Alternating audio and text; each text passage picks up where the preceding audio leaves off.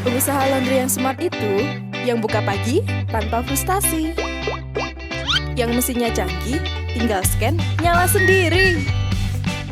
Yang bisa tahu laporan lengkap tiap hari. Kirim nota, gak pakai kertas lagi. Notanya mana? Cek WhatsApp.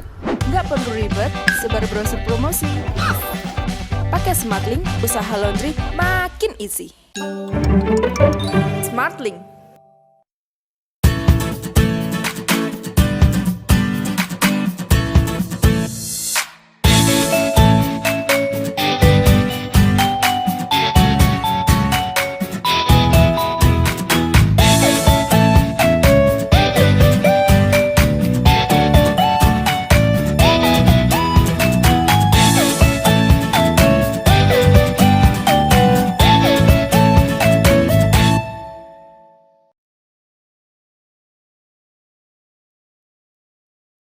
Assalamualaikum warahmatullahi wabarakatuh. Waalaikumsalam. Salam sejahtera untuk kita semuanya. Om Swastiastu, Namo Buddhaya, salam kebajikan. Bertemu lagi dengan saya, Pram Lambang di OMG, obrolan malam Jumat yang hari ini memasuki edisi ke-38. Tadi yang Bapak Ibu saksikan sebelum webinar tadi, webinar ini disponsori oleh Beehive Laundry, franchise laundry nomor 1 di Indonesia. Kemudian ada Kembang Kamonisan Bandung. Ini adalah produsen aksesoris dari bahan daur ulang yang terbaik di Kota Bandung, bahkan di Indonesia. Kemudian ada SmartLink. SmartLink adalah penyedia aplikasi Android yang dibuat khusus untuk membantu pengusaha laundry dalam memulai usaha dari kasir, kemudian kurir, produksi, hingga akuntansi. Semuanya dapat dikelola dengan lebih mudah dan efisien. Bapak Ibu bisa mengunjungi di websitenya di www.smartlink.id. Kemudian tema pada webinar kali ini Bapak Ibu yang dibawakan langsung oleh Coach Gembong Prapanca Nugraha adalah 8 strategi marketing yang wajib dikuasai oleh kita semuanya. Bukan begitu ya, Coach Gembong ya? Yes. Ya. Kemudian susunan webinar kali ini, yaitu adalah pembukaan, tadi sudah saya lakukan. Kemudian pemaparan materi oleh narasumber minimal 45 menit. Selama pemaparan materi, para audiens boleh memberikan pertanyaan, langsung ditulis di kolom chat. Nanti pertanyaan yang paling baik dan paling menarik akan berkesempatan memenangkan giveaway, yaitu saldo OVO atau GoPay senilai 50.000 untuk 2 orang. Kemudian dilanjutkan dengan Q&A atau tanya jawab. Kemudian nomor 4 adalah Zoom UMKM Expo. Jadi Bapak Ibu dan Coach Gembong semuanya, Bapak Ibu boleh mempromosikan bisnis dan usahanya langsung berbicara di depan kamera maksimal 3 menit. Mohon tidak berupa tayangan video atau brosur. Karena ini ada unsur edukasinya, Coach. Diharapkan para audiens berani berbicara di depan kamera. Kemudian dilanjutkan dengan sesi foto bersama. Kemudian sesi yang keenam adalah closing statement dan pengumuman pemenang. Dan diakhiri dengan penutup. Tanpa berpanjang kata lagi, kita sambut pemateri yang sangat-sangat luar biasa, Coach Gembong Prapanca Nugraha. Silakan, Coach. Baik, terima kasih. Assalamualaikum warahmatullahi wabarakatuh. Salam sejahtera untuk kita semua. Om Swastiastu, Namo Buddhaya. Salam kebajikan. Terima kasih Mas Pram atas waktu yang diberikan ke saya. Ya. Selamat malam juga teman-teman yang sebagian saya sudah kenal, tapi juga malah kebanyakan saya belum kenal. Tapi alhamdulillah malam ini saya diberikan kesempatan sama Mas Pram untuk bersilaturahmi dengan teman-teman. Oke, sebelumnya perkenalkan nama saya Gembong Prapanca. Saya di Jogja, domisilinya Jogja. Kemudian bisnis saya yang di belakang The Gilda House. Di Gilda House itu ada Yansus Beker, ada Bijamindo, ada Liter Lara, ada Wihasti. Nah, malam ini saya diminta sama Mas Pram untuk sedikit sharing. Dalam tanda petik, sharing ini lebih cenderung nanti kita bisa tanya jawab, kita saling berbagi kan.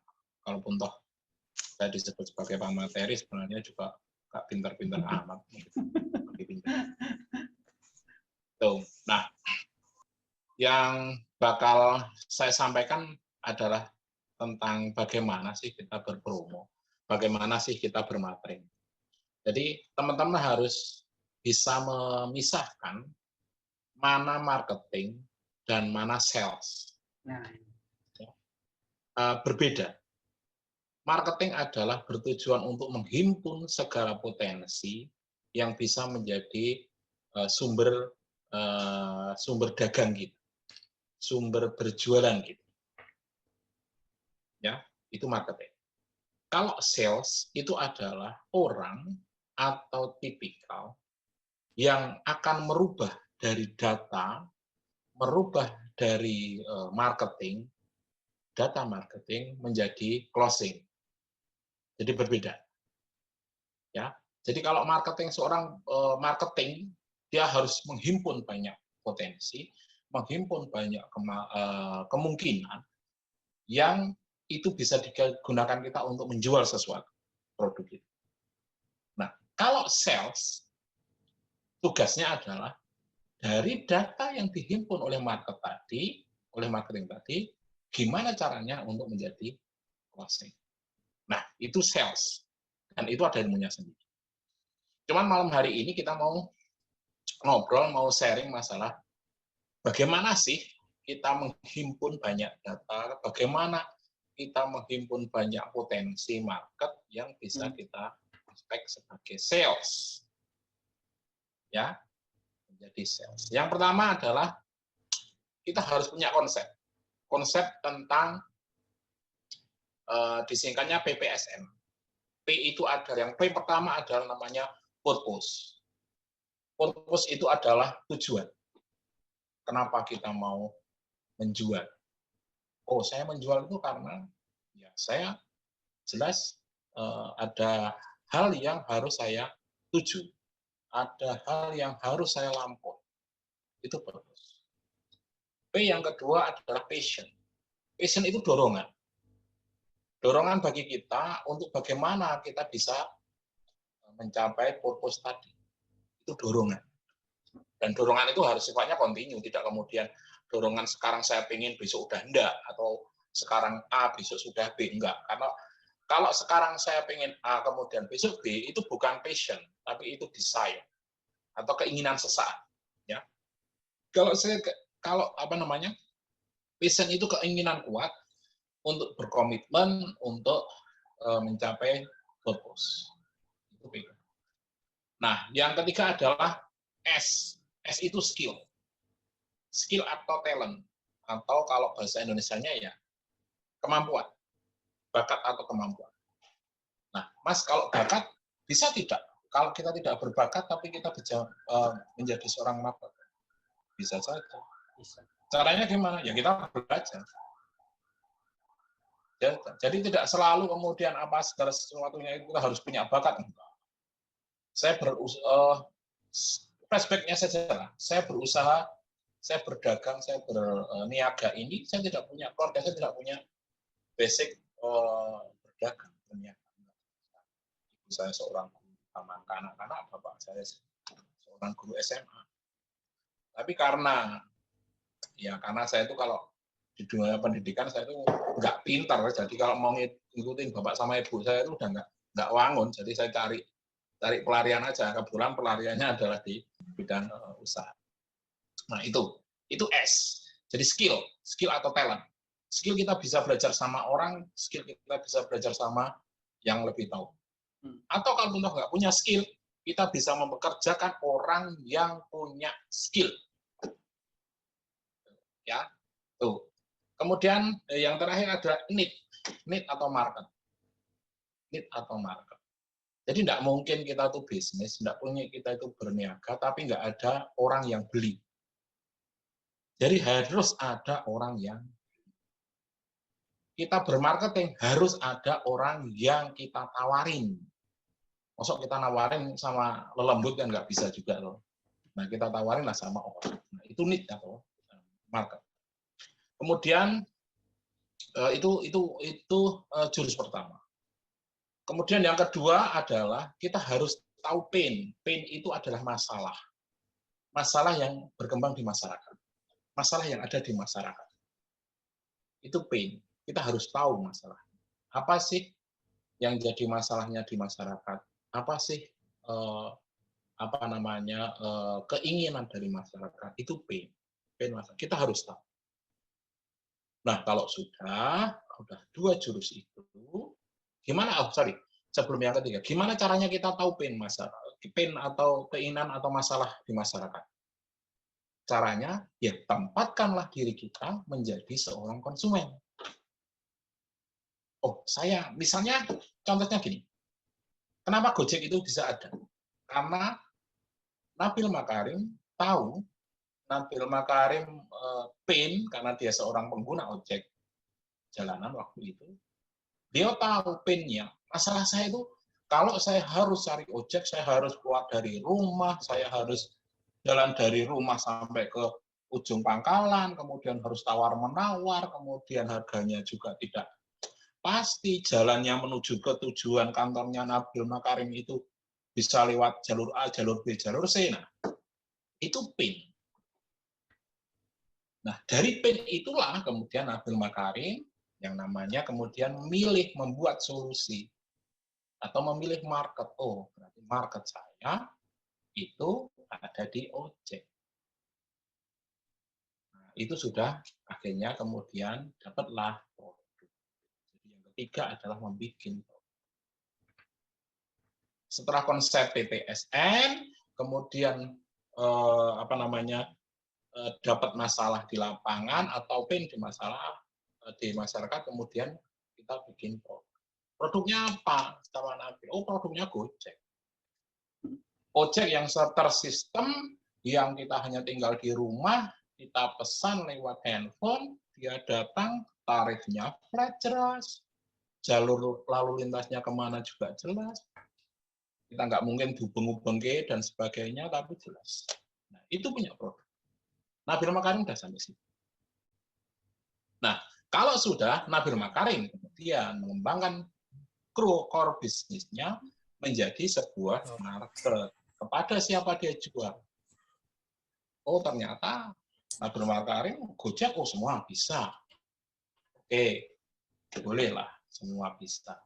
Nabil Makarim mengembangkan kemudian, oh ternyata ketika Gojek itu berkembang, ternyata ada juga yang pengen pengiriman barang. Oh, Nabil Makarim bikinlah produk kemudian buset. Marketnya ada lagi. Jadi sudah konsep PPSN, kemudian yang kedua adalah problem atau pain di masyarakat yang ditemukan, kemudian bikin produk, kalau sudah bikin produk kemudian bikinlah namanya market. Itu sudah 4 itu paling pokok. Paling pokok. Pokok yang kelima apa? Pokok yang kelima adalah bikinlah produk itu menjadi produk yang UPS. UPS itu adalah unique product selling. Jadi usahakan produk kita itu produk yang unik, yang tidak semua orang. Ya, unik. Apakah Gojek itu unik? Unik karena waktu itu semua adanya di pangkalan Gojek, pangkalan ojek tradisional. Dia jadi unik. Unik.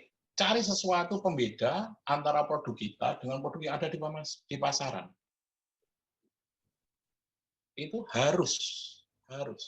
Kalau kita nggak punya produk yang unique selling, entah itu produk, entah itu layanan, entah itu kemasan, entah itu after sales, tapi kita ada satu poin UPS. Misalnya kalau di tempat saya, UPS-nya apa? UPS-nya adalah konsumen nyuci di tempat saya, nyuci sepatu di tempat saya 1 hari harus selesai. Kalau nggak selesai gratis. Nggak ada sampai sekarang, alhamdulillah nggak ada Tidak ada rekan-rekan atau tetangga yang bikin Susker itu punya unique selling seperti itu. Rata-rata mereka 3 hari, 2 hari gitu ya. Nah itu sebuah produk unique selling-nya di saya. Atau misalnya kenapa di Bicemindo itu nggak ada yang murah, semua mahal. Yaitu unique produk selling juga. Karena ketika saya harganya sama dengan produk yang ada di pasaran, maka saya tidak punya dalam tanda petik ruang jualan sendiri. Saya ikut ruang jualan yang ada di pasar. Nah, itu yang agak susah. Jadi yang kelima kita harus punya unique product selling atau nilai pembeda dari produk kita terhadap produk yang ada di pasar. Itu yang kelima. Kemudian yang keenam, jangan lupa bermarketing itu jangan harus punya namanya peta konsep marketing. Peta konsep marketing itu sederhananya saja itu gini. Target saya apa toh? Kemudian cara saya menjualnya gimana? Yang mau saya tawari produk saya siapa? Kemudian saya mau pakai apa? Mau pakai brosur, atau mau pakai SMS, atau mau pakai WA, atau mau pakai apa? Nah, itu harus ada.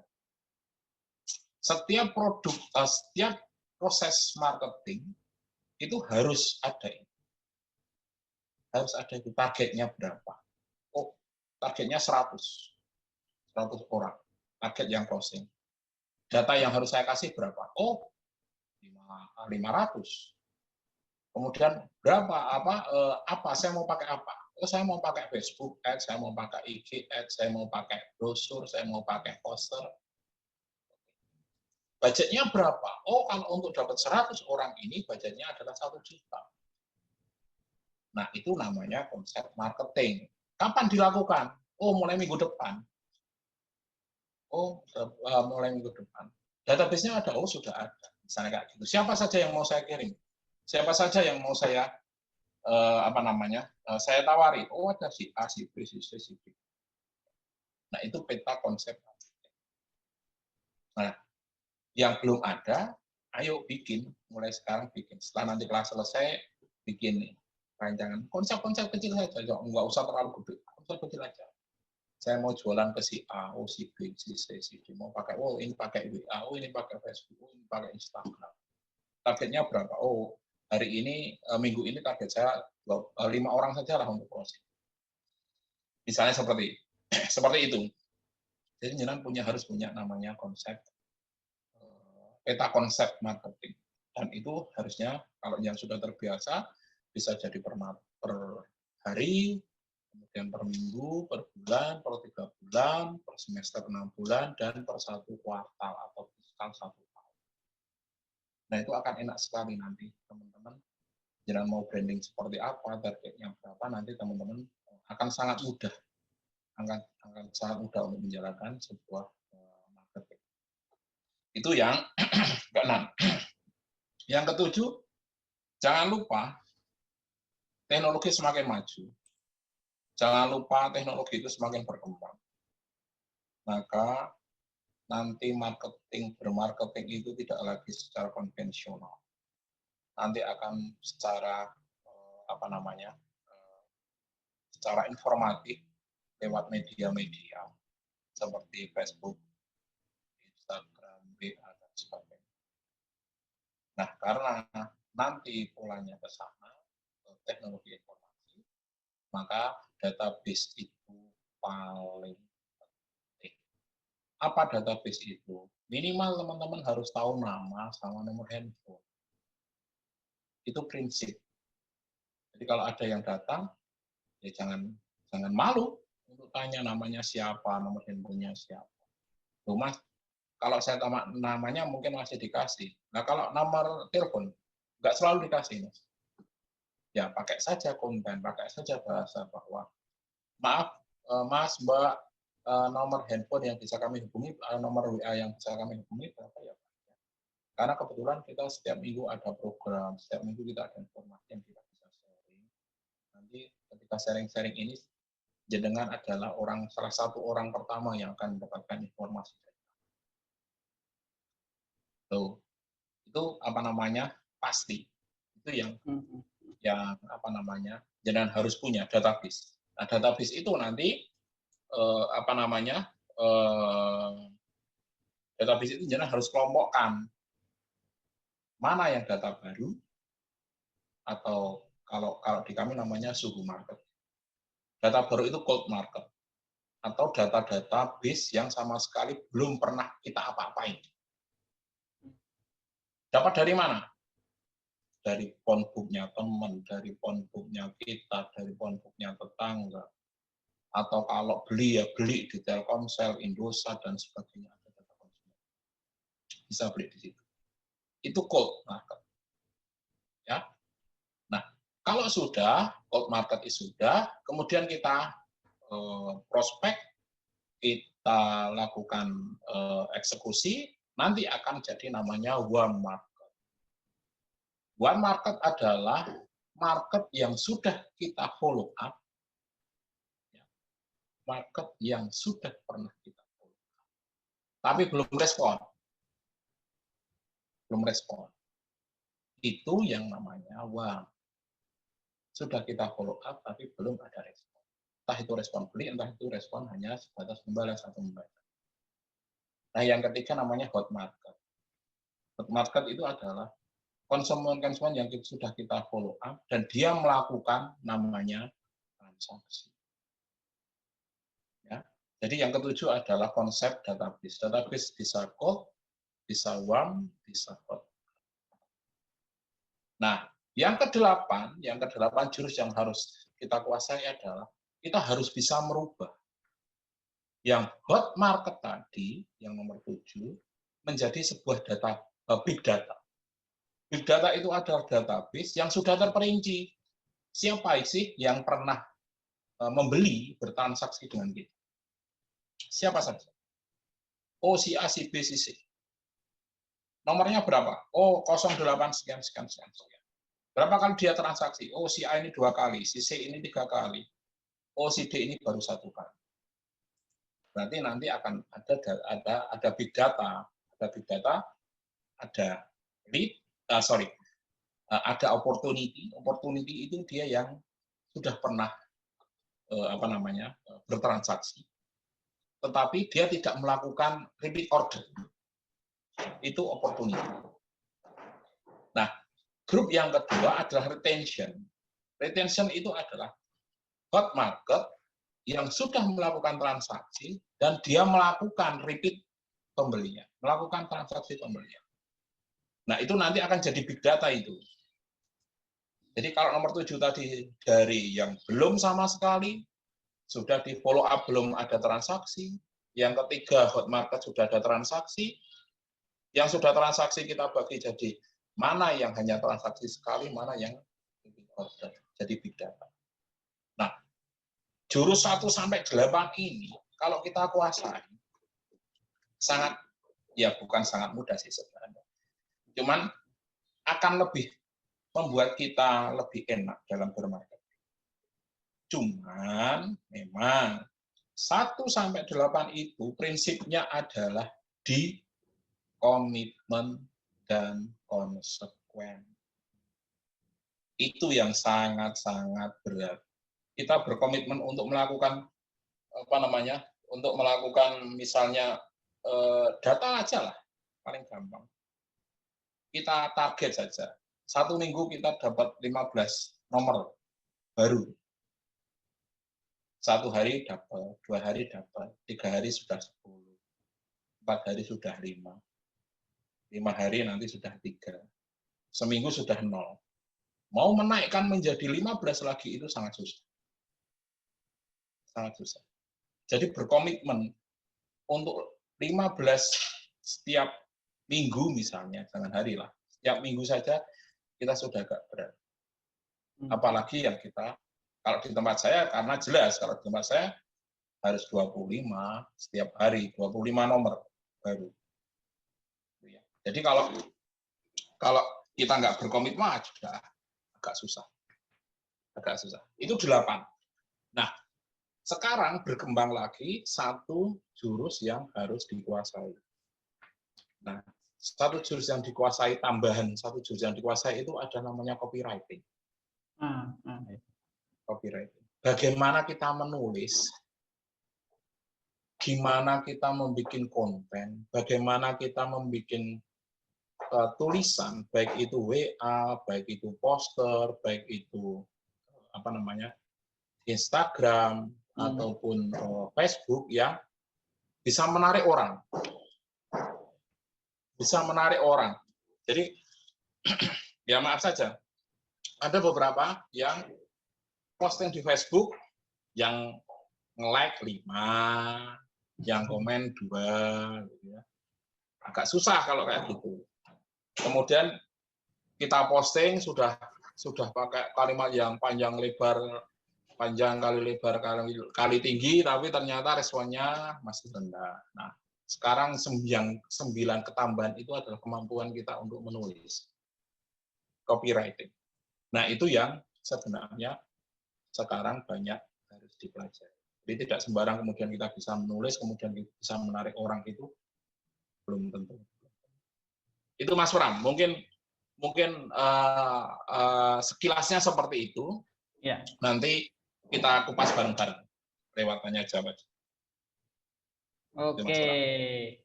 Oh, ini materinya nih sangat daging semua ini. Silakan Bapak Ibu yang ada pertanyaan, nanti yang paling baik, yang paling menarik nanti saya undi untuk mendapatkan saldo gratis dari OVO atau GoPay senilai Rp50.000 untuk 2 orang. Dan jangan lupa Bapak Ibu yang membutuhkan e-sertifikat, mohon menuliskan absensinya di link yang tadi sudah saya berikan di kolom chat ya. Oke, kita menuju ke sesi tanya jawab, Coach. Tadi udah banyak pertanyaan yang masuk. Ini pertanyaan pertama ini hampir sama dengan ini dari Pak Priyo Handoko ini. Jadi tadi Coach Gembong menerangkan tentang USP, ya, Unique Proportion Selling. Jadi kita berbisnis itu pasti ada kompetitornya. Bagaimana cara kita menemukan USP kita dari kompetitor bisnis kita? Apakah kita harus mengadakan ATM, amati, tiru, modifikasi, ataukah ada cara-cara yang lain, Coach? Silakan.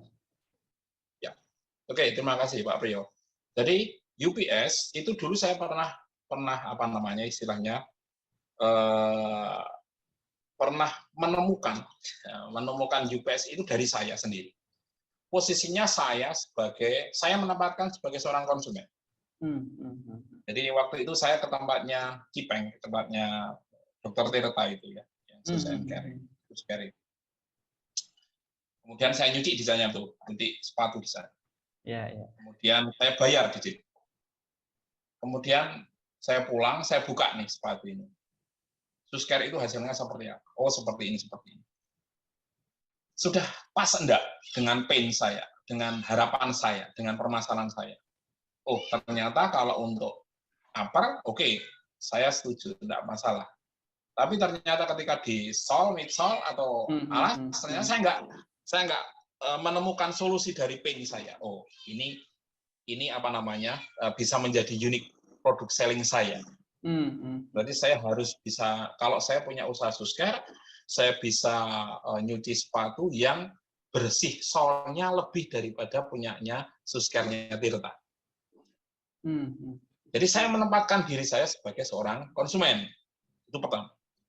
Kemudian yang kedua, Suskare, saya ke Suskare lain, namanya Bambang Suskare di Jogja waktu itu. Saya masukkan juga di situ. Uppernya bersih, solnya bersih. Tapi ketika saya mau apa namanya, mau besok jadi bisa enggak Mas? Wah kalau besok nggak bisa Pak, ini kita 3 hari layanannya, nggak ada yang layanannya 1 hari. Klik. Berarti ini P. Bahwa ada market tertentu yang tidak mau servisnya 3 hari. Ada market yang hanya minta 1 hari jadi, tetapi harganya normal, tidak ekspres. Nah, itu jadi unik produk selling saya. Satu, saya harus bisa 1 hari selesai. Yang kedua adalah kualitas produk saya harus bisa lebih baik daripada dari kompetitor yang lain. Nah, akhirnya saya punya unique product selling. Jadi paling enak itu adalah menempatkan kita sebagai seorang konsumen. Apa yang kita inginkan dari produk yang ada di kompetitor. Nanti kita akan tahu di situ unique product selling kita itu akan ketemu. Nah, itu yang akan jadi pembeda daripada produk-produk bisnis yang di luar sana. Itu Mas Pram, paling gampang itu. Paling gampang itu. Jadi gampangnya apa yang menjadi kekurangan dari kompetitor bisa kita perbaiki di tempat kita ya, Coach ya, seperti itu ya. Yes. Ya. Yang jadi unique product selling kita.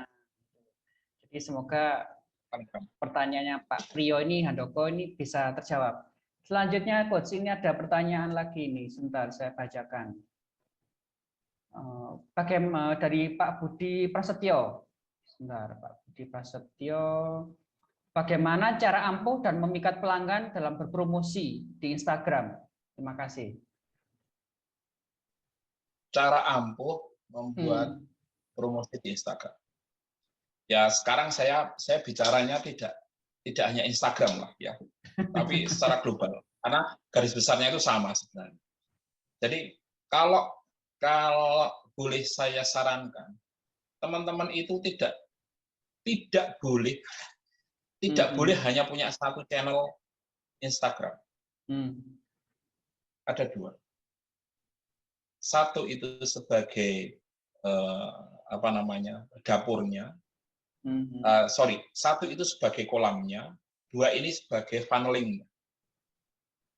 Ya, misalnya kalau di kami lah, kami itu ada satu saya Instagramnya Gembong, ya. Kemudian yang satu Instagramnya Biansius. Nah, ketika saya posting di Gembong, ini pasti akan saya tag ke Bians. Saya tidak akan pernah berjualan di Gembong, tidak pernah. Tapi saya akan posting gambar sepatu yang bersih seperti ini, kemudian di bawah ada linknya atau ada tagnya atau ada tagarnya, nih loh, link Bian. Jadi closingnya nanti bukan di Gembong, closingnya nanti di Bian. Nah, Gembong-gembong ini enggak cuma satu, ada Gembong 1, Gembong 2, Gembong 3, Gembong 4. Nah, ini sebagai funnelingnya. Tapi Gembong 1, 2, 3, 4, 5 semua ini arahnya ke Bians. Hanya satu. Jadi salurannya diperbanyak sebanyak mungkin. Kayak kolam lah, kolam ikan itu kan saluran airnya bisa dari macam-macam. Dari irigasi, dari selokan, dari pump, dari sumur, dan itu dibanyakin. Tapi muaranya tetap ada di kolam. Satu. Kuncinya satu.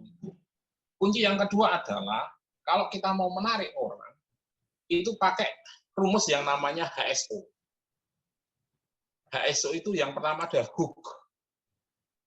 Hook itu ketika kita menawarkan, itu misalnya kayak produk pelangsing. Ya, sekarang banyak tuh produk pelangsing.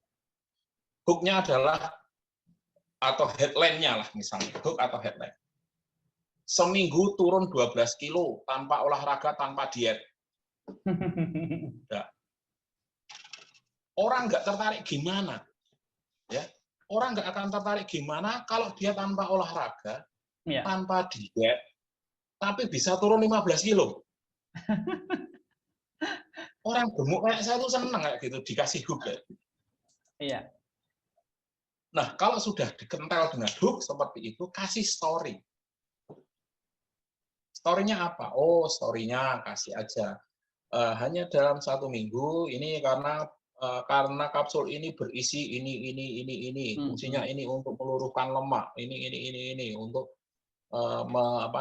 menstandarkan kadar kolesterol, ini untuk menurunkan asam urat. Orang gimana nggak seneng?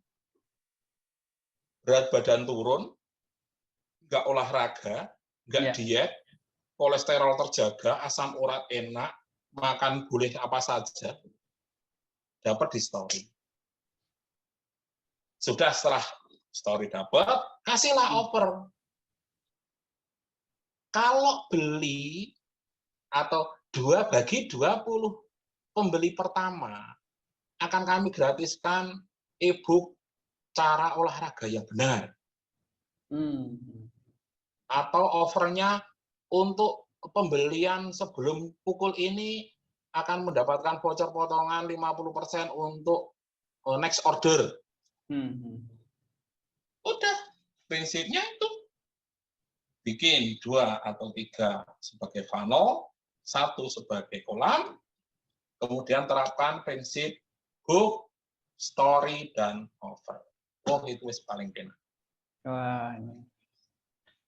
Semoga dipraktekkan ya, Pak Sapa tadi. Ya. Budi. Ya, Pak Budi.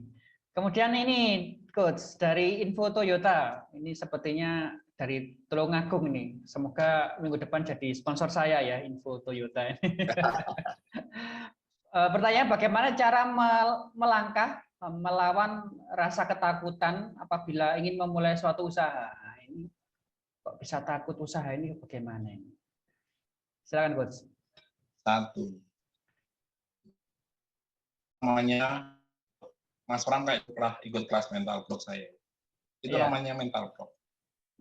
Mental block itu adalah sebelum kita jalan itu udah kita takut duluan. Ya. Nah, caranya apa caranya? 1 caranya adalah produk itu harus jenengan harus paham bahwa produk itu pasti laku. Yang kedua, rezeki itu sudah ditakar, tidak mungkin akan tertukar. Terus jangan jemput rezeki. Jangan jangan menunggu rezeki, tapi menjemput rezeki. Jangan jangan menjemput rezeki, tapi rezeki itu dicari. Kalau dulu saya pernah gitu, laundry sepatu itu payu. Ternyata dengan kalimat laundry itu payu, itu mental block bagi saya. Akhirnya kemudian saya rubah. Sepatu kue mampu, sepatu saya aja bau. Saya mau bersih kok.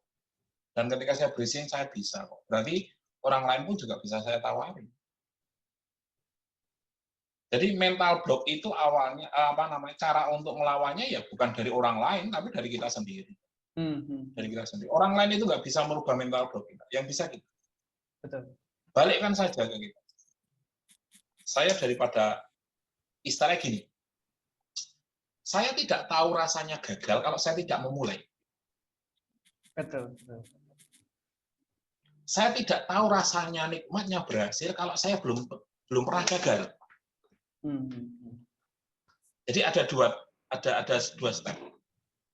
Kalau berhasil berarti saya harus merasakan gagal. Betul. Gagal itu saya rasakan kalau saya sudah mulai. Gimana saya bisa merasakan berhasil kalau saya nggak mulai? Aturannya itu mulai, gagal, terus berhasil. Jarang sekali yang mulai terus berhasil. Enggak. Pasti ada gagal. Betul. Jadi alurnya gitu. Daripada jangan sibuk takut untuk memulai, ya saya nggak tahu rasanya takut. Saya belum memulai. Mulai saja dulu dengan perencanaan yang 8 tadi. Kalau sudah, gagal. Ya evaluasi. Kalau sudah dievaluasi, ya pasti nanti suatu saat jenengan akan berhasil. Jangan takut. Nek takut ya sudah, jenengan nanti dikasih WA-nya sama Mas Pram, WA saya tak kasih tahu. Siap, Atau karena ini, Coach. Apa karena Betul. ini, Coach? Terlalu banyak mikir, Coach. Jadi melangkah itu ragu-ragu. Ya, salah satunya itu. Takut itu kan ditimbulkan dari kita sendiri. Ya. Nek basa Jawa nek engkogek gitu. Nah, jangan-jangan. Nah, itu. Sanuke. Gitu. Iya. Ya pokoknya gerak aja dulu lah gitu.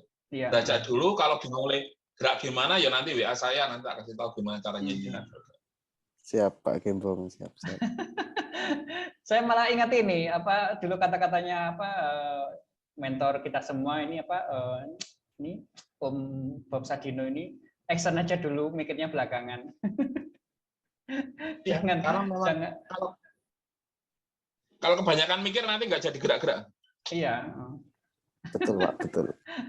Itu yang Iya, itu semoga pakarnya di situ, Pak. ketakutannya dari Bapak Info Toyota ini semakin berani Yudi ya. Pak, Yudi Pak. Siap. Oh, Pak Yudi. Iya Oke. Pak Pram, makasih Pak. Ya. Untuk yang raise hand Makasih. nanti dulu ya, saya dahulukan yang sudah menulis di kolom chat. Selanjutnya nih coach dari Bu Salmi. Bagaimana teknik copywriting yang menarik pembeli? Dan yang kedua, apakah mengolah big data itu harus pakai aplikasi? Mungkin tadi kan sudah dijelaskan. Yang pertanyaan yang kedua tadi apa Mas Pram? Bagaimana mengolah big data itu apakah harus pakai aplikasi? Ya. Satu. Yang pertama tadi sudah saya kasih resepnya, bikin copywriting. Ya. 1 hook, 2 story, 3 offer. Itu wis apa namanya? Wis enak lah pakai itu. Ya. Kemudian yang kedua, apakah big data itu pakai apa namanya? Pakai aplikasi? Enggak.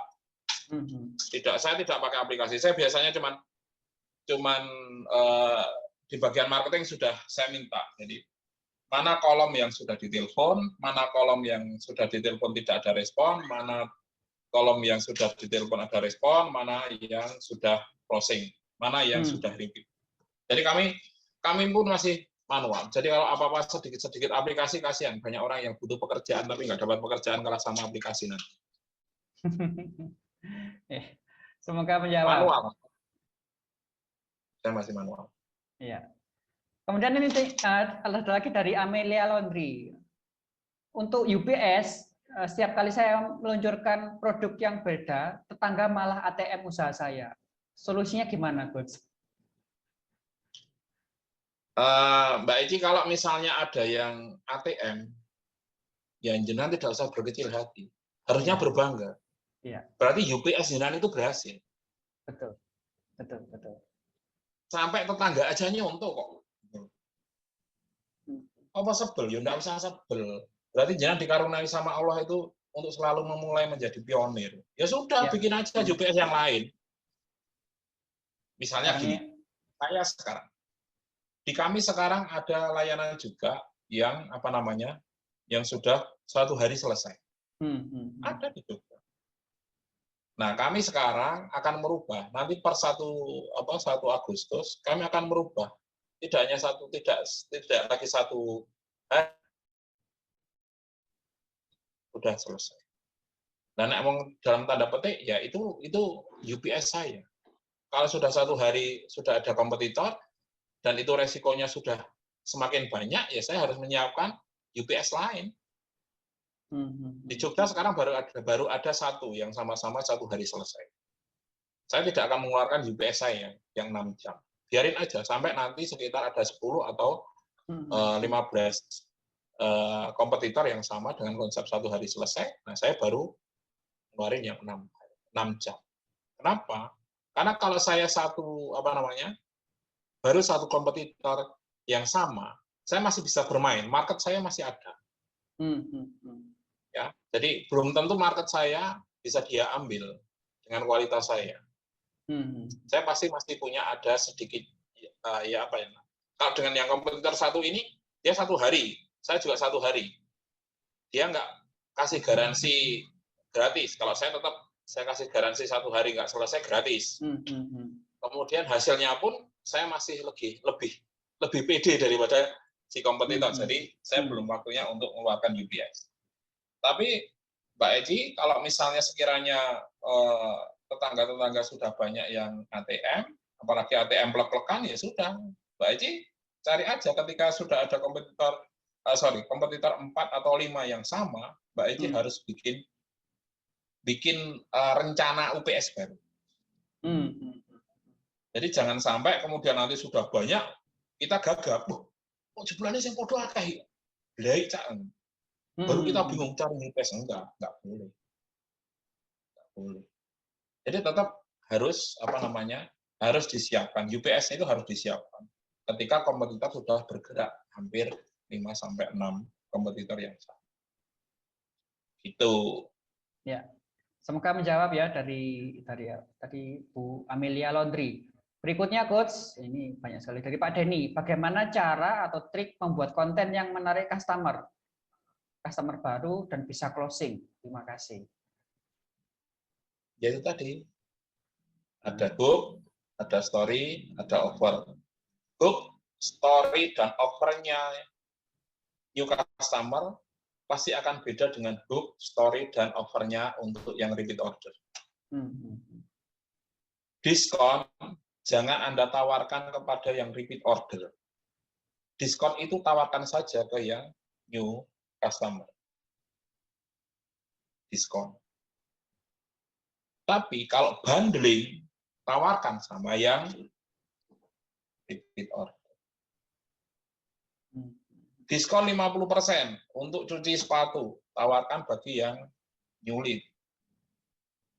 Tapi kalau bundling, cuci sepatu kulit 1 gratis 1 kanvas, itu bundling. Tawarkan itu sama yang retention. Karena bahasa diskon itu akan lebih mudah menyenangkan bagi new customer untuk mendatangkan konsumen baru. Tapi bundling itu akan lebih enak mengikat untuk konsumen yang sudah pernah closing. Bundling tidak begitu semenarik diskon bagi konsumen baru. Misalnya Mas Pram saya tawarkan antara Mas Pram diskon 50% Mas Pram untuk nyuci sepatu di tempat saya. Karena Mas Pram belum pernah nyuci, akan lebih enak daripada Mas Pram sepatunya tak bundling loh. 1 sepatu kulit sama 1 kanvas. Bahasanya lebih enak diskon. Ya. Atau misalnya bahasa potongan harga. Itu akan lebih enak untuk konsumen baru. Tapi kalau untuk konsumen yang sudah retention, yang sudah sama kita pernah closing, akan lebih enak kalau pakai kalimat special price, harga spesial. Akan beda. Nek potongan itu kan nyenengke gitu. Tapi kalau special price itu bagi konsumen yang sudah pernah closing, wah merasa lebih dihargai. Special price. Harga spesial yang hanya berlaku bagi saya sebagai konsumen yang pernah closing. Tapi kalau diskon atau potongan harga itu kesannya umum. Nah, itu beda. Jadi, hook, story, dan offer bagi new customer itu akan berbeda isinya dengan hook, story, dan offer-nya untuk konsumen yang sudah pernah closing. Nah, kalau itu diterjemahkan, nanti jam 11 nggak rampung. Iya. Ini dari ilmu yang tadi diberikan Coach Gembong tadi sepertinya bisa diterapkan untuk semua bisnis ya. Tadi ada yang daftar ini dari marketingnya Toyota di Tulungagung ini. Kalau saya dengarkan penjelasan Coach Gembong ini sepertinya bisa nih diterapkan untuk apa ya, membantu penjualan di Toyota seperti itu. Kemudian dari Bu Dani, ini ada pertanyaan Coach, apakah ada fitur marketing dan penjualan dalam satu platform? Bagaimana cara memperluas channel penjualan dan bagaimana cara memperoleh dukungan operasional e-commerce? Pertanyaannya yang pertama apa Mas? Dua banget jadi. Iya. Jadi apakah ada fitur marketing dan penjualan dalam satu platform? Ya, itu fitur marketing dalam satu platform. Sebenarnya kalau saya pribadi sih saya belum nemu yang pas. Iya. Karena bermarketing itu bicara masalah seni. Iya sih. Dan seni itu tidak ada di platform. Iya, betul.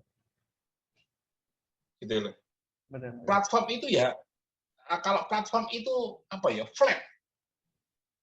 Padahal yang marketing itu yang dihadapi bukan mesin. Nggak flat, itu seni. Jadi ada human touch-nya ya Coach ya. Betul, Iya, betul, betul. betul. Jadi nggak ada, kalau bagi saya nggak ada platform yang bisa mewakili diri kita sendiri dalam bermarketing, karena marketing itu bicaranya masalah seni. Iya sih, betul, betul, betul, betul. Pertanyaan yang kedua tadi apa Mas Ram? Bagaimana cara memperluas channel penjualan dan bagaimana memperoleh dukungan operasional e-commerce? Meluaskan channel itu banyak kok sekarang. Banyak sekali. Satu, paling gampang. Sekarang WA itu kan banyak loh. WA group itu banyak loh. Marketing saya itu satu handphone dia yang dia pegang. Itu dia ikut, wah, saya aja nganti orang ngerti itu WA group apa saja saya nggak tahu. Tapi bagi saya pribadi itu nggak masalah, dalam tanda nggak masalah adalah ketika dia masuk ke grup, dia bisa mengambil manfaat dari grup itu. Minimal adalah nomor HP yang ada di grup itu. Atau paling gampang. Ikut grup aja. Yang kedua, perluaslah relasi. Betul, betul, betul. Fokus relasi. Ikut komunitas apa, si A, si B, si C yang sekiranya masih ada berkorelasi dengan diri kita. Tuh. Jadi ikut grup apa saja. Kemudian follow Instagram, follow Facebook siapa saja yang sekiranya bisa menjadi target market. Jangan pelit untuk subscribe, jangan pelit untuk like, jangan pelit untuk mengkomen. Ya. Ya. Karena dengan like, dengan subscribe, dengan kita mengkomen, berarti kita sudah menjalin tadi yang dikatakan Mas Pak, personal approach tadi. Ya. Touch-nya akan dapat di situ. Apalagi wong Indonesia masa nek dikomen ora dibales. Kan kebangetan ya. Jadi masuk aja ke grup masing-masing. Perluas relasi. Jangan pelit like, jangan pelit subscribe, jangan pelit komen. Yang keempat, kalau mau memperluas, mau memperbanyak data lead bisa, mau berbayar, mau beli banyak. Ya. Cuma kalau beli ya memang kita nggak bisa tahu mana yang memang market kita, mana yang tidak. Kalau beli. Tetapi kalau yang non beli, kita bisa memfilter sendiri. Kalau dukungan e-commerce itu saya pikir ya tergantung kita sendiri. Tergantung kita sendiri. Selama kita bisa meyakinkan produk kita, ya e-commerce itu akan bisa mendukung dengan sendirinya. Ya. Misalnya contohnya gini, saya dulu nggak pernah berpikir Bicamindo itu bisa gede, atau saya tidak pernah berpikir bahwa Bicamindo itu menjadi sebesar ini, saya tidak sampai segitu. Tetapi sekitar 5 tahun yang lalu akhirnya saya berpikir, saya saya harus berpikir bahwa grup harus gede sampai sekian. Saya harus bisa mengkaryakan orang sekian. Nah, ketika grup saya gede, ketika grup saya ternyata punya brand, punya kekuatan merek yang seperti sekarang, ternyata ya satu misalnya kayak Tokopedia Jogja tanpa harus saya mengajukan aplikasi, mereka yang menawarkan. Atau misalnya sekarang yang terbaru adalah PSS Sleman, grup klub sepak bola di Jogja, divisi 1. Tanpa saya harus membuat proposal, ya yang mereka yang masuk ke kami bahwa seluruh apparel, 10 sepatu dan sebagainya, baju, kaos, jaket, tas semua masuk ke kita. Kita selama kekuatan kita sudah bikin kuat brand kita sudah bikin kuat produk kita. Orang itu yang datang kok, bukan kita yang cabut. Sama, sekitar ya e-commerce itu nanti juga akan datang sendiri kok. Kalau kita produknya kuat, brandnya kuat, layanannya juga bagus, after sales-nya juga mendukung, saya pikir mereka akan datang ke kita dengan sendiri. Betul proses ya. Jangan sampai kita yang menawarkan, tapi sebenarnya kita sendiri belum kuat. Bahaya. Ada lagi Mas Pram? Ini masih banyak nih pertanyaannya, Coach. Bagaimana cara menonjolkan diferensiasi produk brand UMKM dibandingkan dengan kompetitor? Jadi beliau ini Itu tadi, kesulitan. UPS tadi. UPS harus punya. Tempatkan kita jadi seorang konsumen, korelasikan dengan keinginan kita sudah sesuai atau belum. Kalau tidak sesuai, nah itu akan jadi nilai pembeda. Akan jadi nilai. Cari UPS-nya kita. Ini ada lagi pertanyaan dari Bu Risnawati. Bagaimana cara mendapatkan pelanggan baru yang banyak, Pak? Kalau pelanggan baru yang banyak, jadi gini, kalau di kami itu datanya yang paling pokok adalah database. Database itu harus banyak. Kalau sudah database banyak, baru nanti kita tembak pakai konten yang menarik. Nah, itu akan jadi pelanggan yang banyak. Ya. Jangan sampai kita tidak punya database, kita tidak punya market, tapi berharap kita punya pelanggan yang banyak. Contohnya gini, saya jualan es krim. Kemudian saya punya calon konsumen yang mau saya tawari es krim itu. Ada 10 orang yang saya tawari. Kemudian ternyata ada yang closing 4. Nah, bandingkan kalau misalnya kita punya database, saya punya produk es krim, saya mau tawari ke berapa orang? Ke 100 orang. Ke 100 orang. Ternyata yang beli adalah 10 misalnya. Memang bandingannya yang pertama 40%. Yang kedua bandingannya hanya 10%. Tetapi angkanya adalah angka closing-nya 4 sama angka closing-nya 10 kan tetap banyakan yang 10. Ya. Jadi paling enak adalah perbanyak calon konsumennya. Gimana caranya, Mas? Memperbanyak calon konsumen. Loh, sekarang banyak. Nomor handphone banyak. Counter handphone itu hampir di setiap jalan ada kok. Minta aja nomor di situ. Kolek aja dari situ. Maka akan ada data. Itu jadi kalau mau banyak pelanggannya, ya sudah banyakin dulu database. Banyakin dulu. Tuh, nah nanti kalau sudah banyak database-nya, baru tadi pakai book, story, sama offer. Nanti akan banyak pelanggannya. Wah, gitu, Mas Pram. Semoga menjawab ya, Ibu Risnawati. Kemudian dari Pak Ivan ini, bagaimana cara menerapkan digital marketing yang tepat agar produk kita yang kita jual menjadi viral melalui media sosial? Kalau saya pribadi sih, ada 2 sisi masalah viral. Ya, viral yang positif dan viral yang negatif. Kalau bagi saya sih, viral selama dia positif itu bagus, tapi sulit, agak susah. Akan lebih enak, viral itu negatif. Itu lebih mudah. Cuman masalahnya ketika dia viral negatif, yang banyak itu hujatan, bukan closing. Ya. Nah, akan lebih enak kalau misalnya kita bikin itu tidak harus viral kok. Kalau bagi saya sih nggak harus viral.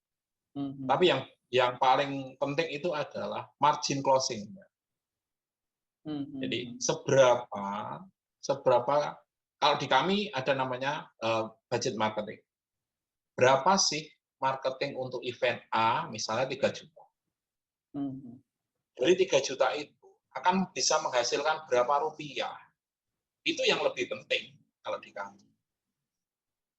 Nah, biar dapat 3 juta, lebih dari 3 juta, itu kamu pakai cara apa? Oh, saya pakai cara ini, Pak. A, B, C, D. Berapa jumlahnya? Sekian. Target database-mu berapa?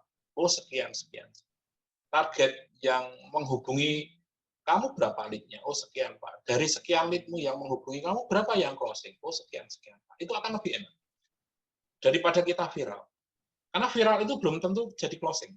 Betul, betul. Akan lebih enak daripada viral, nggak closing kan, mending nggak viral tapi closing. Jadi kalau misalnya masalah apa namanya, masalah viral sama enggak viral itu sebenarnya kalau saya selama kita unik, selama kita itu dibutuhkan oleh masyarakat, kemudian dikemas dengan yang dalam tanda berbeda, ya itu akan viral. Tapi kalau itu tidak unik, tidak dibutuhkan oleh orang, kemudian tidak dikemas dengan cara yang berbeda, ya tidak akan viral. Contohnya, teman-teman kalau sekarang sih saya nggak tahu masih ada atau enggak. Produknya apa namanya? Sampurna, rokok Sampurna.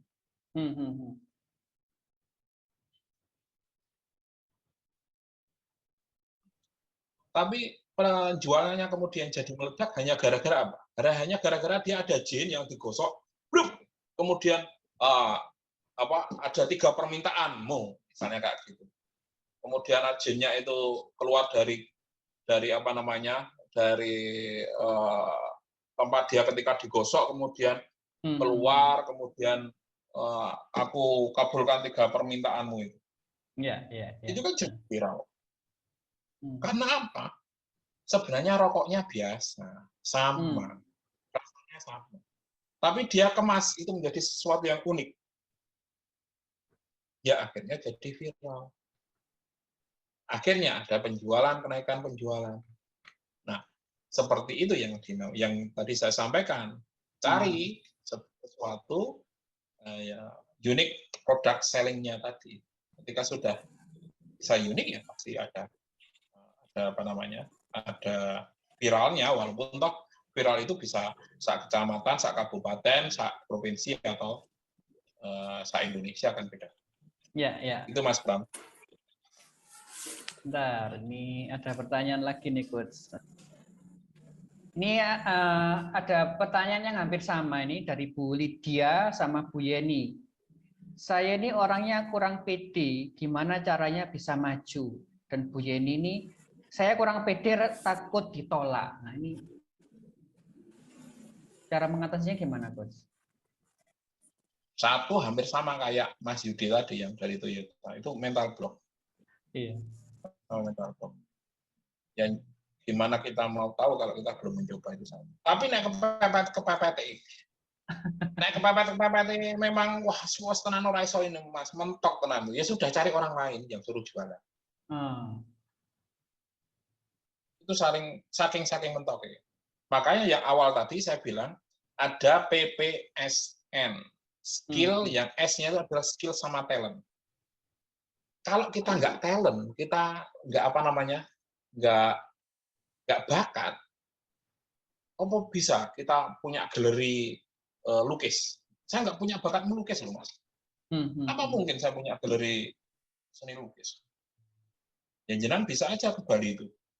Banyak di sana orang yang tidak punya skill, tidak punya talent, bakat melukis, tapi dia punya galeri melukis di sana. Kenapa bisa? Karena dia nunjuk orang yang memang tahu dengan detail, dengan berkemampuan secara ilmu seni lukis.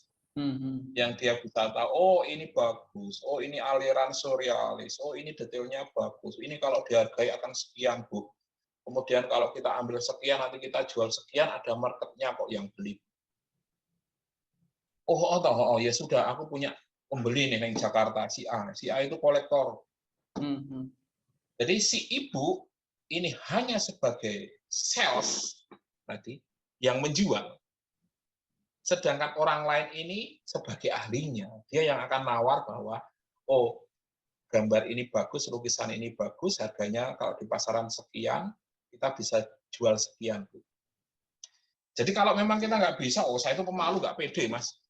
Tetapi kalau kita tahu, oh saya nggak pede naik jualan Mas, tapi naik saya nggak pede dengan bakat melukis, tapi saya punya bakat untuk menjual. Ya sudah, yang menjual sampean, yang bakat nawar lukisan, ya wong liya sing iso. Itu bisa. Itu yang pertama. Yang kedua adalah memang memaksakan mental block. Jangan dikira saya ngomong leluasa kayak gini ini itu dari dulu, enggak. Enggak, sama sekali enggak. Saya banyak bisa ngomong terocos tanpa teks kayak gini ya baru belum lama ketika saya di English First. Karena memang saya dipaksa untuk bisa, karena dipaksa oleh pekerjaan saya untuk bisa. Jadi akhirnya ketika saya dipaksa ya akhirnya saya memaksa diri saya sendiri ya maju. Masalah engko radadi po grogi po ngompol dan sebagainya ya yang penting saya maju. Ketika satu kali grogi wah pasti keringat dingin. Turun saya tanya sama Mas Anjas waktu itu, rekan saya di English namanya Anjas, saya tanya, "Jas, kekurangan saya apa?" "Oh ini Pak, ini. Tadi harusnya kayak gini, ini kayak gini." "Oh oke, nggak apa-apa." Presentasi kedua, saya masukannya Anjas. Gini. Turun saya tanya sama Anjas lagi. "Jas, masukanmu udah tak masukin. Kurang enggak? Pembawaannya harus gini Pak, gini. Oke. Saya ikuti. Kemudian yang terakhir saya bilang sama Anjas, "Mbah, seperti wah gitu itu Pak harusnya." Terus oke, saya akhirnya punya style. Terus style saya seperti ini, bawainnya seperti ini atas masukannya Anjas. Walaupun toh ketika saya tanya Anjas, "Jas, kamu gantian yang maju sana presentasi." Anjas, "Wah nggak bisa Pak, saya cuma bisa ngasih masukan, tapi kalau suruh ngomong saya nggak bisa." Ya tidak apa-apa. Tapi waktu itu yos saya harus bisa. Masalah nanti gimananya ya itu urusan belakang. Jadi ada dua. Satu memang kita yang dipaksa secara pribadi. Yang kedua adalah ketika kita nggak bisa memaksa diri kita pribadi, ya kita nunjuk orang yang memang. Betul. Sip. Mungkin itu Mas. Ya. Ini ada pertanyaan lagi ini dari Pak Taufan Hardianto. Ini sempat curhat ini. Dia kena CLBK, Coach. Cat lama beli kagak, jadi dia sakit hati. Jadi bagaimana caranya mengidentifikasi calon customer yang hot prospect?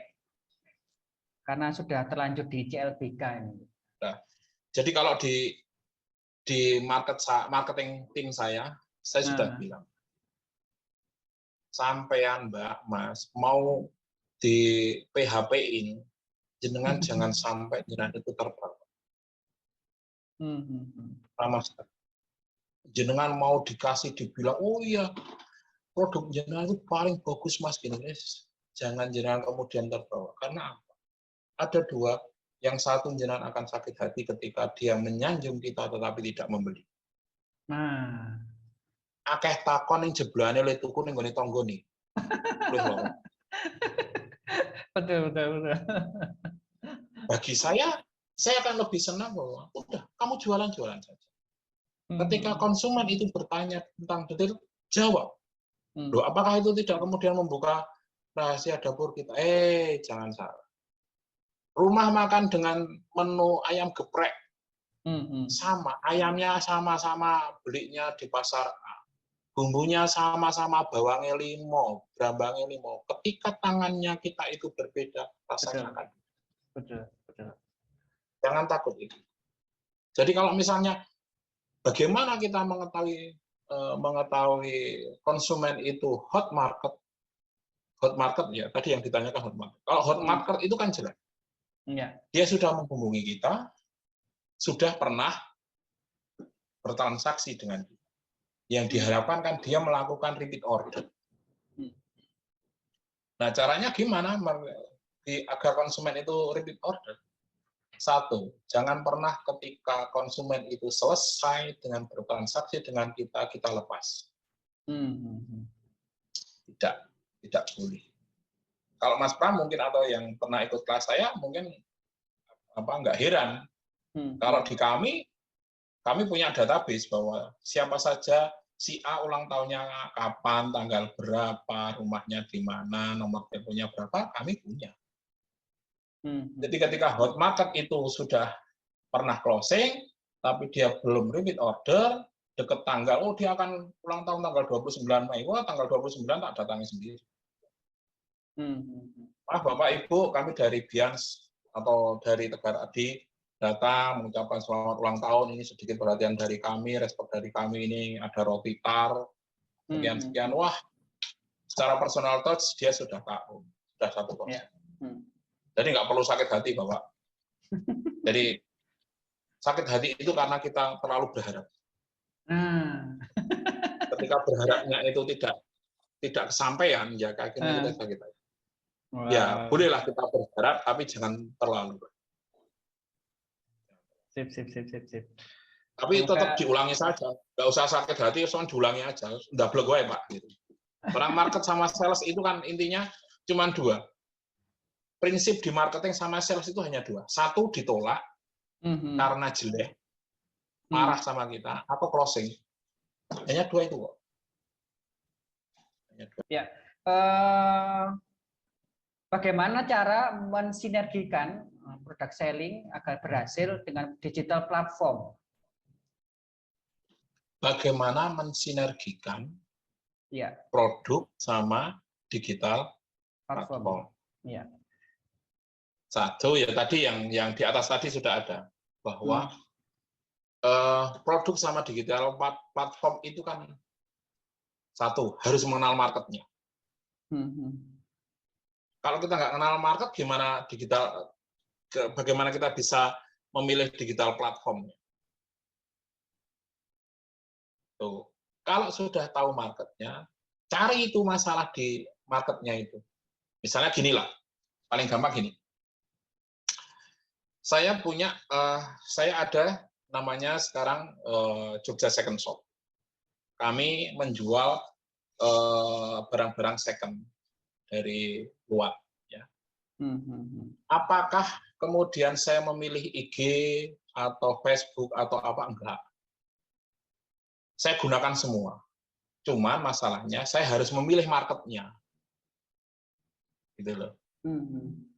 Saya tidak mungkin menjual second thrift saya atau barang-barang second saya ke market yang menengah ke atas.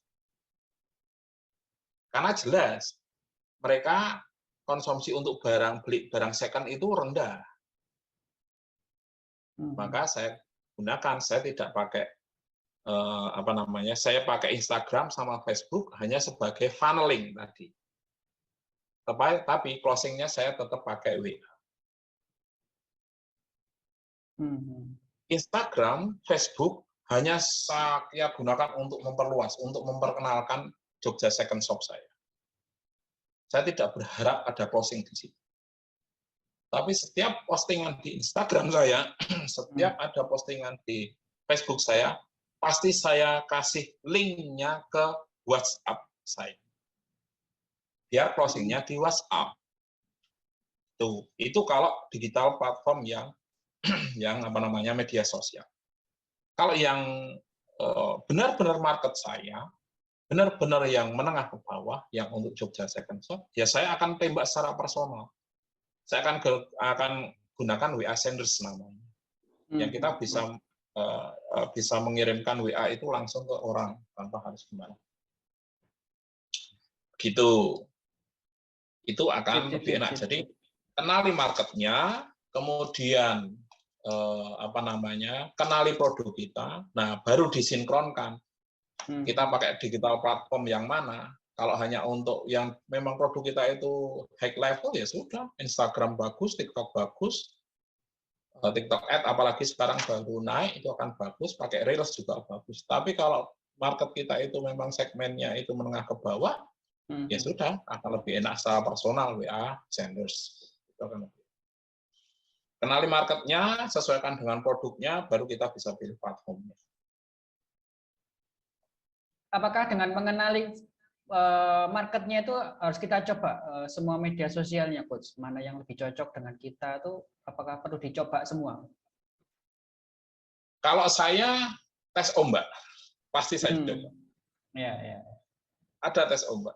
Jadi bagian marketing pasti akan nge-share. Berapa ini di Facebook. Berapa yang respon, ngeklik ke link.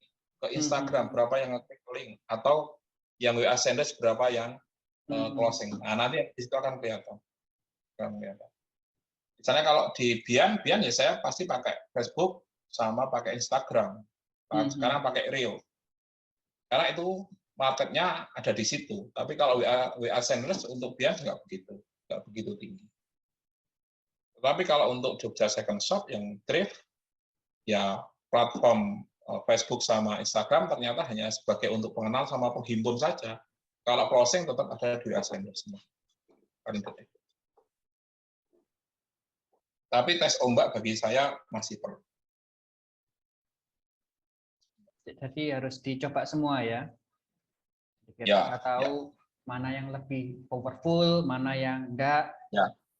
Selanjutnya ini dari Venera ini. Ibu Venera ini menanyakan, ini dia usahanya di bidang pendidikan, Coach.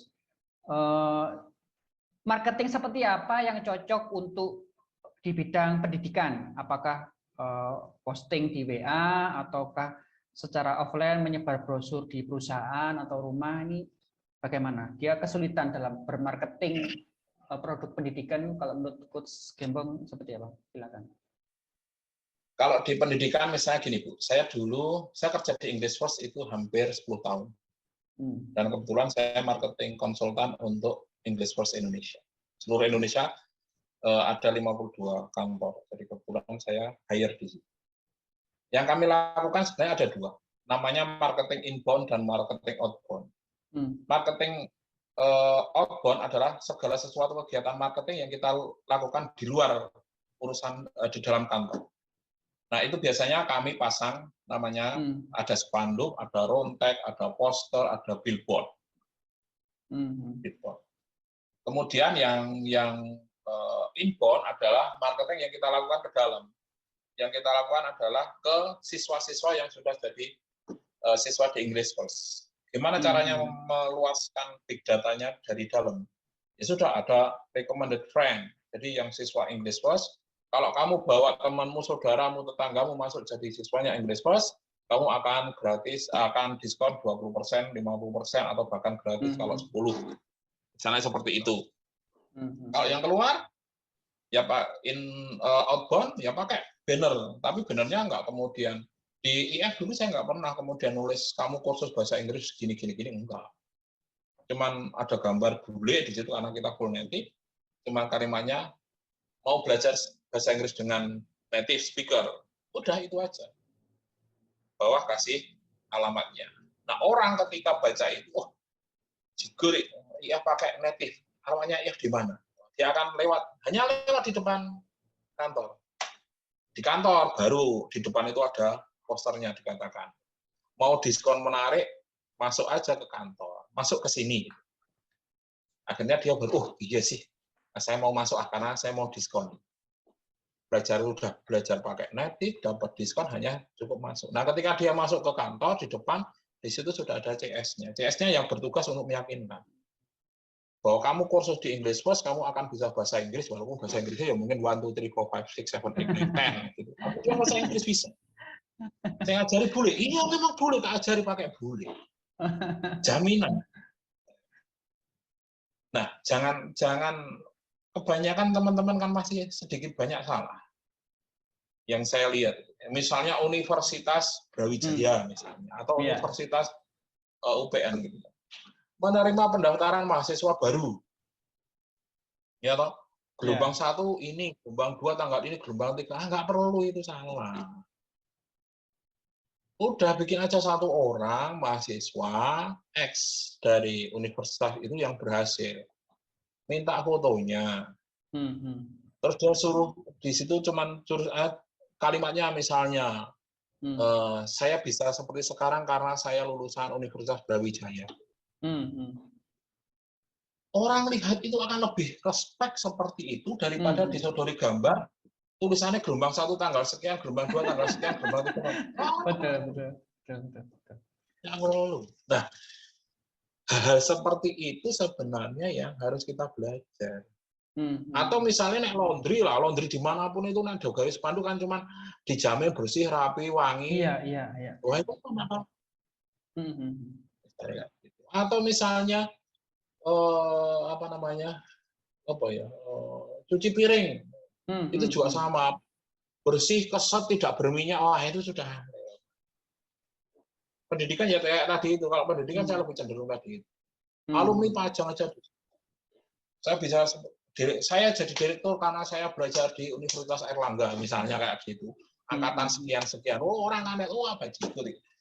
Soalnya kuliah ning Erlangga iso dadi dokter, iso dadi direktur. Misalnya kayak gitu, itu akan lebih enak, lebih memotivasi daripada wah daftar mahasiswa baru gelombang 1 tanggal sekian, gelombang 2 tanggal sekian itu sebenarnya. Jadi kalau di pendidikan ya itu tadi Bu, sama gede ke datane dari luar, bisa dari jenengan ikut event, dan ikut pameran. Ketika event itu ada yang datang nulis guest host, ada buku tamu, kemudian pakai recommended a friend, kemudian member get member, banyak yang bisa dilakukan. Nanti bisa japri kalau jangan masih bingung. Jadi menggunakan ini ya teknik testimoni ya, kesaksian itu lebih powerful ya coach ya. Ya, kalau di pendidikan itu testimoni itu gede pengaruh. Karena kalau pendidikan itu kan lebih ke kepercayaan sebenarnya. Iya sih. Berarti teknik ini bisa digunakan di semua bisnis ya. Kalau maunya laundry, saya mau menyuci ini paling bersih ya. Iya.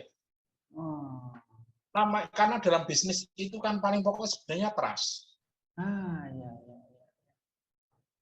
Yang banyak dilupakan itu kan trust. Betul. Misalnya gini.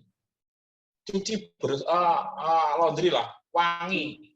Ketika dia nyuci di situ disemprot, wangi, ketika bawa pulang 2 hari sudah hilang. Nggak terasa lagi itu.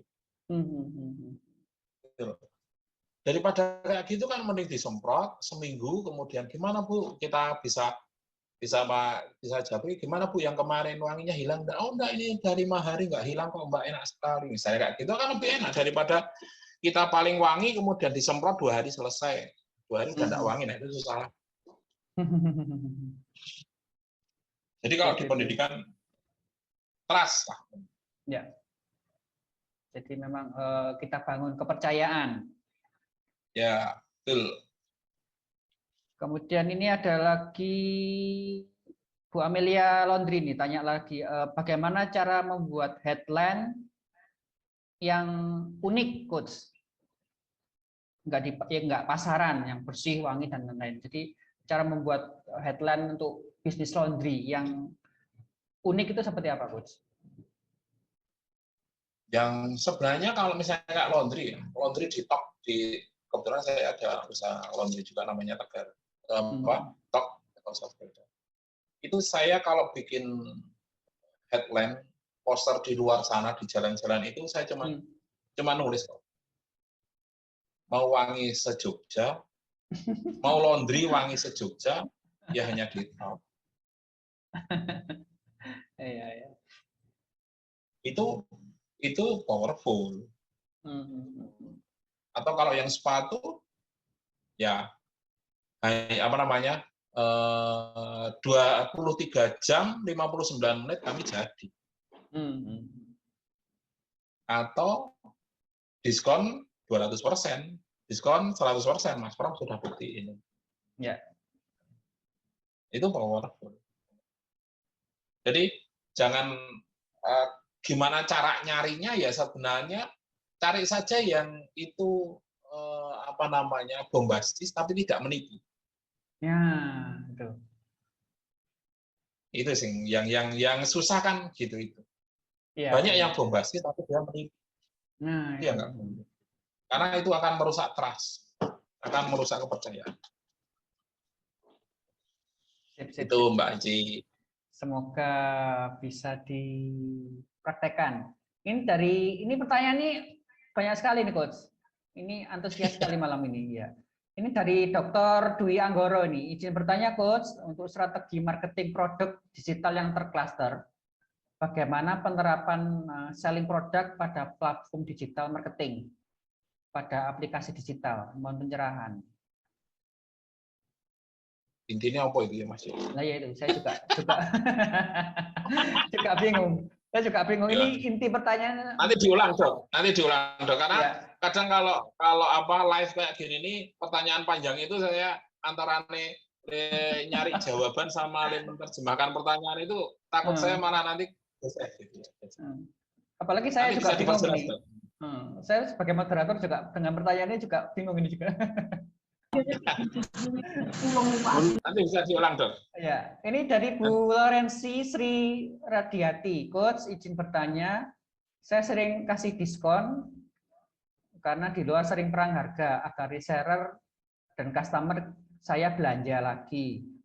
Namun terjadi saat ini reseller dan customer protolan, jadi merotol. Tapi masih ada beberapa yang loyal dari kami berdiri. Nah, marketing yang saya lakukan apakah salah? Apakah ada advice yang lain terkait diskon? Terima kasih. Oke. Saya kembalikan sebenarnya. Jadi penentuan diskon itu sebenarnya tidak sembarangan. Kita bisa menentukan diskon. Yang paling pokok adalah satu, teman-teman harus bisa menghitung namanya harga pokok produksi. Itu prinsip. Karena kalau kita nggak bisa menghitung harga pokok produksi, ya susah. Betul.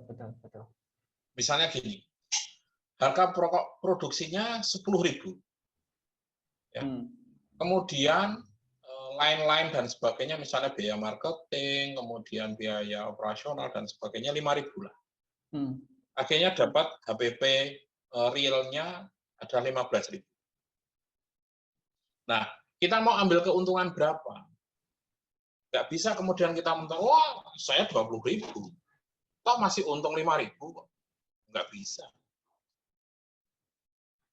Kenapa nggak bisa? Karena di situ nanti kita harus bicara masalah ke depannya, masalah biaya marketing. Kalau posisi saya adalah seperti ini. Biaya pokok produksi 10.000, kemudian biaya lain-lainnya 5.000 berarti 15.000. Maka saya akan menjual produk itu minimal ada 25.000. Minimal ada 25.000. Atau 60% keuntungan yang saya ambil, misalnya. Kenapa hitungannya seperti itu? Karena suatu saat nanti, ketika kita ada bermarketing, ketika bulan kurus adalah bulan yang penjualannya kita jelek. Ya. Kita masih bisa ngasih diskon sampai 50%. Kenapa bisa seperti itu? Karena tadi dari HPP harga jualnya kita sudah ngambil 60%. Jadi kalau kita diskon 50% pun kita masih punya spare keuntungan 10%. Nah, di teman-teman enggak. Wis 15.000, keuntungannya hanya ngambil 30%. Jadi 20.000. Nah, ketika kita turun, kita hanya akan bisa ngasih diskon 20% paling banyak. Nah, marketing sekarang, konsumen sekarang, itu kalau hanya diskon 10%, 5%, 15%, 20%, itu nggak akan goyah. Datang orang, tetapi kurang gimana? Kurang nendang gitu loh. Nah, mau diskon segitu itu kurang nendang. Kurang nendang. Makanya usahakan ya hitung dulu HPP-nya berapa. HPP murninya berapa? Kalau sudah HPP murninya dapat, kemudian tambahi dengan biaya marketing dan sebagainya menjadi HPP menjadi HPP real atau menjadi HPP ideal. Kalau sudah HPP ideal, baru jenengan bisa menentukan berapa margin keuntungan yang mau diambil, profit yang diambil. Nah, kalau sudah HPP murni dapat, ditambah jadi HPP ideal, ditambah profit, nah itulah harga jual. Nah, dari harga jual yang didapat itu baru bisa dimainkan berapa potongan atau special price atau diskon yang mau dikasih. Nah, kemungkinan analisa saya, HPP yang Ibu terapkan atau harga jual yang Ibu terapkan dengan HPP itu terlalu mepet. Jadi diskon yang ditawarkan juga tidak powerful, kurang nendang. Nah, ketika kurang nendang, kita akhirnya penjualnya juga stagnan aja, biasa-biasa saja, nggak ada yang lebih. Kemungkinan sih di situ. Jadi kalau saran saya, hitung saja dulu berapa HPP-nya, kemudian berapa HPP idealnya, kemudian berapa profit yang diambil. Nah, dari situ nanti baru kita bisa bicara powerful atau tidak diskon. Itu Mas Pram. Ya, semoga menjawab ya Ibu Lorenzi Sri Radiati. Saya ingatkan lagi Bapak Ibu yang membutuhkan e-sertifikat, mohon mengisi absensinya yang ada di kolom chat. Ini pertanyaan terakhir nih Coach dari Pak Gunawan Cahyadi. Ini karena biar tidak terlalu malam. Faktor apa saja yang harus di-cover dalam menentukan HPP? Idealnya seperti apa, Coach? Faktor sebenarnya HPP itu adalah unsur-unsur atau elemen-elemen apa saja yang dibutuhkan dalam sebuah produksi. Dihitung semua. Ya, dalam pokok produksinya. Itu yang saya katakan tadi HPP murni. Kemudian gimana biar kita jadi ada HPP ideal? Masukkan saja di situ biaya marketing per produknya berapa, biaya operasional per produknya berapa, kita mau saving depositnya berapa, menyisihkan keuntungan di depan mau berapa, save deposit. Kemudian berapa yang mau kita sisihkan untuk investasi. Jadi bedanya. Kalau safe deposit itu adalah biaya yang bisa ditanggung atau dikeluarkan sesaat. Misalnya kalau laundry ya mesinnya rusak. Jangan kemudian ngambil dari uang pribadi untuk dandani, enggak. Kita ngambil dari operasional. Nah, itu yang dibebankan di HPP. Sedangkan investasi adalah ketika kita kontrak usaha, ruang usaha, kan modal itu harus dikembalikan. Betul. Modal yang awal harus dikembalikan dan untuk nyewa ke depannya. Berarti ada dua kali.